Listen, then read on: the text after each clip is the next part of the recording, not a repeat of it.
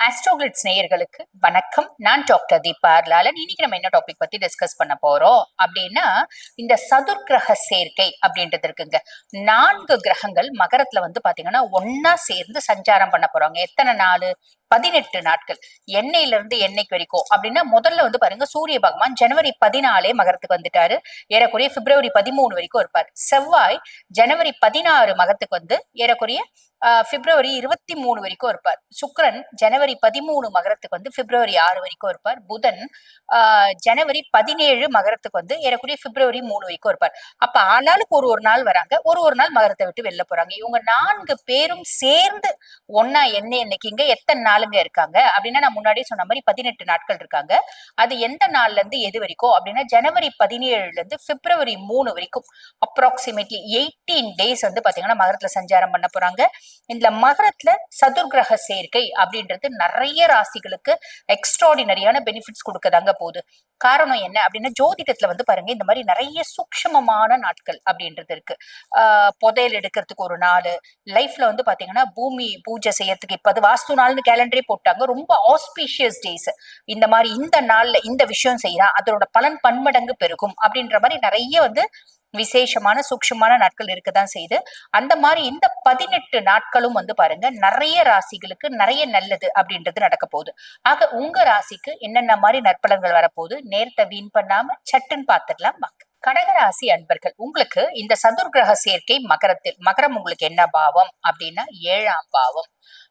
களத்திரஸ்தானத்துல 4 கிரகங்கள், ராஜ கிரகங்கள் இருக்காங்க. அப்ப என்ன பண்ணுவாங்க, நம்ம கொஞ்சம் வந்து பாத்தீங்கன்னா அடக்கி வாசிக்கணும் அப்படின்னு அர்த்தம். எந்தெந்த விதத்துல? முதல்ல சூரியனை பத்தி சொல்லணும் அப்படின்னா, சூரியன் உங்களுக்கு லார்ட் ஆஃப் டூ, அதாவது தன குடும்ப வாக்குஸ்தானத்துக்கு அதிபன் 7ஆம் பாவத்துல போய் உட்கார்ந்துட்டு இருக்கான். அப்படின்னும் போது நமக்குள்ள சூரியன் அப்படின்னாலே ஆளுமைங்க, ஒரு எக்ஸ்ட்ரீம் எனர்ஜி.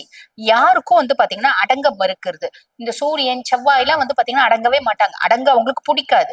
ஓகேங்களா? யார்கிட்டயும் தலை குனிஞ்சு பணிஞ்சு நீங்க சொன்ன சரிங்க அப்படின்னு கேட்டுக்கிற ஒரு எண்ணம் எல்லாம் வந்து பாத்தீங்கன்னா, சுய ஜாதகத்துல யாருக்கு சூரியன் நல்லா இருக்கு அப்படின்னாலும், குரு நல்லா இருக்கு அப்படின்னாலும், குருனாலும் அமைதியை பொலைட்டா ஹேண்டில் பண்ணுவாரு. சூரியன்லாம் வந்து டைரக்டா டைரக்டா வந்து ஃபயர் பண்றது, செவ்வாய் எல்லாம் டைரக்ட் ஃபயர். சோ இவங்க எல்லாம் வந்து பெருசா வந்து அமைதியே போக மாட்டாங்க. இப்ப கலத்திர ஸ்தானத்துல வந்து உட்கார்ந்துட்டு இருக்கான் அப்படின்னும் போது, உங்களுக்கு நீங்க இப்ப வந்து பாத்தீங்கன்னா கடகராசி பெண்களா இருக்கீங்க அப்படின்னு வச்சுக்கோங்க. பொதுவா கடகம் வந்து உருகி உருகி உறவா பழகக்கூடியவங்க, ஃபேமிலி தான் ப்ரையாரிட்டி அப்படின்னு நினைக்கக்கூடிய பர்சனாலிட்டிஸா இருந்தாலும், இந்த காலகட்டம் அவங்க செல்ஃப் ரெஸ்பெக்டா விட்டு கொடுக்க மாட்டாங்க. புரியுதுங்களா? இந்த காலகட்டம் வந்து பாருங்க, அம்மா அம்மா எனக்கு அம்மா இல்ல, நானு அம்மாக்குன்னு உரிய மரியாதை கொடு, மனைவி இல்ல மனைவிக்குன்னு உரிய மரியாதை கொடு அப்படின்ற ஒரு எண்ணம் வந்து மேலோங்கும் அப்படின்னு சொல்லலாம். பார்ட்னர்ஸ் கிட்ட ரெஸ்பெக்ட் எதிர்பார்ப்பாங்க. அதே மாதிரி பிசினஸ் பார்ட்னர் கிட்டயும் ரெஸ்பெக்ட் எதிர்பார்ப்பாங்க, ஜென்யூனிட்டி எதிர்பார்ப்பாங்க. இதெல்லாம் எதிர்பார்த்து அங்க கொஞ்சம் ஏமாற்றம் அப்படின்னு வரும்போது ரியாக்ட் பண்ண ஆரம்பிப்பாங்க. அப்ப எதிர்பார்க்கறீங்க, ஏமாற்றம் வருதுன்னா தயவு செஞ்சு ரியாக்ட் பண்ணாதீங்க. நீங்க என்ன பண்ணலாம், அமைதியா ஆஸ் யூஷுவல் எப்படி இருந்தீங்க அந்த மாதிரி அமைதியா போயிடுங்க. அமைதியா போல அப்படின்னா என்ன ஆகும், ஃபேமிலி லைஃப்ல ஒரு விரிசல் வரும். அதே மாதிரி சுய தொழில் செய்றீங்க, பார்ட்னர்ஷிப்னா அதுல ஒரு விரிசல் வரதுக்கு வாய்ப்பு உண்டு. சோ அமைதியா ஆஸ் யூஷுவல் எப்படி இருந்தீங்களோ அதே மாதிரி அமைதியா இருக்கிறது நல்லது. மனசுல வச்சுக்கோங்க, பிரதிபலிக்காதீங்க. அதுக்கு அடுத்து வந்து பாருங்க, புதன் இருக்காருங்க. புதனை பொறுத்த வரைக்கும் சொல்லணும் அப்படின்னா, அதாவது 3 மற்றும் 12க்கு அதிபன். அதாவது இளைய சகோதர தைரியஸ்தானத்துக்கும் அவன் தான் அதிபன், 12ஆம் பாவம் மோட்ச விரயஸ்தானத்துக்கும் அவன் தான் அதிபன்.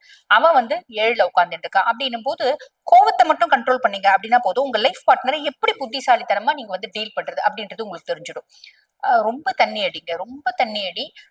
தண்ணி அடியை வந்து விடவே மாட்டேங்கிறான். அந்த மாதிரி எத்தனையோ பர்சனாலிட்டிஸ் இருக்காங்களா. ஒரு எக்ஸாம்பிளுக்கு சொல்றேன், அவனை எப்படி டீல் பண்றதுனே தெரியலைங்க என் புருஷனை. இந்த காலகட்டம் என்ன பண்ண, அவருக்கு வந்து பாருங்க, எதிர் வீட்டு பொம்பளை ரொம்ப அவருக்கு பிடிக்கும். அவ முன்னாடி ரொம்ப வந்து சினாரியோ எல்லாம் கிரியேட் பண்ணுவாரு. அந்த பொம்பளை முன்னாடியே இவர் தண்ணி அடிக்கிறத வந்து காமிச்சு கொடுத்தார்.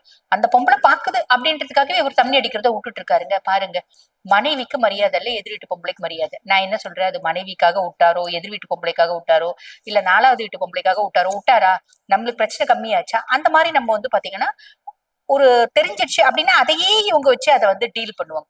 இதுதான் வந்து புதன். இது இந்த மாதிரி விஷயத்துல இது இப்படி எதிர் வீட்டு பொம்பளை வச்சு நம்ம இப்படி தண்ணி அடிக்கிறத விடணுமா, அதுக்கு தண்ணி அடிச்சா கூட பரவாயில்ல அப்படின்னு நினைக்காம, இப்படி இருக்கா ஓகே, அதை நம்மளுக்கு சாதகமா யூஸ் பண்ணிக்கலாம். இந்த மாதிரி என்ன ஒரு பிரச்சனையா இருந்தாலும், அந்த பிரச்சனையை டீல் பண்ற விதம் தப்பா இருந்தாலும் அதை பக்காவா டீல் பண்ணி முடிக்கக்கூடிய கெப்பாசிட்டி நம்மளுக்கு கொடுக்க கூடியது யாரு? அப்படின்னா புதன் கிரகம். சோ இந்த புதன் 7ல வந்து உட்கார்ந்துருக்கீங்க. இந்த மாதிரி சின்ன சின்ன டாக்டிக்ஸை நீங்க யூஸ் பண்ணுங்க. நான் ஒரு சின்ன எக்ஸாம்பிள் சொன்னேன். ஆக்சுவலி என்னன்னா இந்த மாதிரி எக்ஸாம்பிள்ஸ்ல எப்படின்னா கிளைண்ட்ஸ் வந்து ஜோதிடம் பார்க்க வராங்க பாத்தீங்களா, அவங்க கேட்பாங்க என்ன பண்றது, ஆனா எதிர் வீட்டு பொம்பளை மேல ஒரு கிரஷ் இருக்கு அப்படிம்பாங்க. அப்ப நான் சொல்லுவேன் புதன் ஃபேவர் அந்த இந்த மாதிரி நீங்க பண்ணுங்க, அந்த பொம்பளைக்கு தெரியற மாதிரி நீங்க காமிச்சு கொடுங்க, அவர் அடங்குவாரு அப்படிப்ப. அதே மாதிரி நடக்கும். பிளானட்ஸோட சைக்காலஜி வச்சு சொல்றது, அதனால அந்த எக்ஸாம்பிள் உங்களுக்கு நான் சொன்னேன்.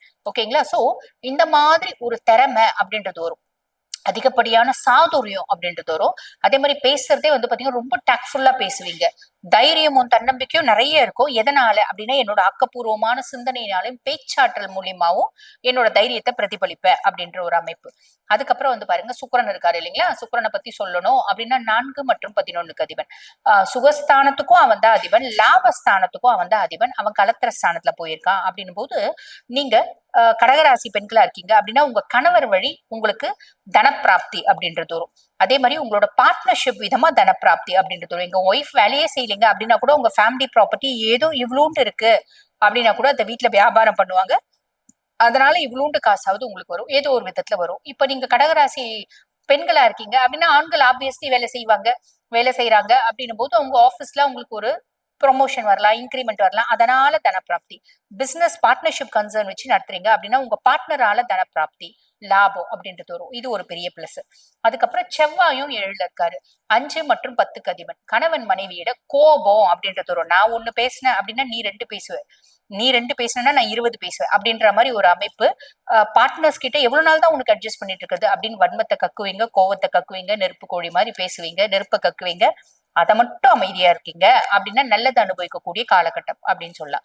ஈகோ, கோபம், இதுல கட்டுப்பாடு வேணும். சட்ட ஒப்பந்தங்கள் ஏதாவது நீங்க போடுறீங்க, அக்ரிமெண்ட் ஏதாவது போடுறீங்கன்னா நல்லா அனலைஸ் பண்ணிட்டு போடுங்க. அதே மாதிரி பாத்தீங்கன்னா மைனஸ் என்ன அப்படின்னா நம்மளுக்கு கோவத்தை கண்ட்ரோல் பண்ணும், ஆளுமையை கண்ட்ரோல் பண்ணும், நம்மளுக்கு ஸ்கின் மேனிஃபெஸ்டேஷன்ஸும் எலும்பு சார்ந்த பிரச்சனைகள், முக்கியமா மூட்டு எலும்பு சார்ந்த பிரச்சனைகள் வரதுக்கு நிறைய பேருக்கு வாய்ப்பு உண்டு. ஆரோக்கியத்துல கவனம். இந்த மாதிரி சின்ன சின்ன விஷயத்துல கவனமா இருக்கீங்க அப்படின்னா மட்டும் போதுமானது. கடகராசி அன்பர்கள் இந்த காலகட்டம் சூப்பரா இருக்கும், ப்ராப்பரா யூட்டிலைஸ் பண்ணிக்கோங்க. வாழ்த்துக்கள். இப்ப நான் சொன்னது வந்து பாருங்க உங்க ராசிக்கான பொதுவான பலன்கள். இந்த பதிவை பார்த்துட்டு இருக்கோங்க, ஓகேம்மா நாங்க வாழ்க்கையில பல முக்கியமான விஷயத்த முடிவெடுக்கும் தருணத்துல இருக்கோம், இந்த காலகட்டம் எங்க பிள்ளைங்களுக்கு திருமணம் ஆகுமா ஒரு பெரிய கேள்விக்குறியா இருக்கு. வயசு 38, 40, 42 ஆயிடுச்சு. சரி, ஆல்ரெடி திருமணம் பண்ணோமா, ஒரே பையன் ஒரே பொண்ணு, குடும்ப வாழ்க்கை நல்லா இல்ல, திருப்பி 2வது திருமணம் அப்படின்றது பாக்குறோம். இந்த இளைய கலத்திரமாவது பிள்ளைங்களுக்கு நல்லபடியா இருக்குமா, இல்ல அதுலயும் பிரச்சனை வருமா அப்படின்ற கேள்வியா இருந்தாலும், ரொம்ப நாள் ஆச்சு திருமணமாகி குழந்தை பிராப்தமே இல்ல, எல்லா விதத்திலயும் செலவு பண்ணிட்டோம், குழந்தை பிறப்பு அப்படின்றது இந்த ஜாதகருக்கு இருக்கா அப்படி கேக்குறாங்க. அதையும் சிலர் வந்து பாருங்க ஆண் வாரிசு பெண் வாரிசு அப்படின்னு பர்டிகுலராவும் கேக்குறாங்க. இது தப்பு இது ரைட்லாம் இல்ல, அவங்கவுங்களுக்கு அவங்கவுங்க நியாயம் இல்லைங்களா. அதே மாதிரி பாருங்க வீட்டுல எப்ப பாரு பிரச்சனை இருக்கு, இந்த பிரச்சனை அப்படின்றது ஓயுமா அப்படின்றது. பிள்ளைங்க சம்பந்தமே இல்லாம வந்து பாத்தீங்கன்னா எங்களுக்கு ஒத்தே வராத குடும்பத்து பிள்ளைங்களை லவ் பண்றாங்க, சில பல வஸ்துக்களுக்கு அடிமை ஆயிட்டு இருக்காங்க. இந்த மாதிரி பல கேள்விகளும் பல பிரச்சனைகளும் இருக்கு இல்லைங்களா.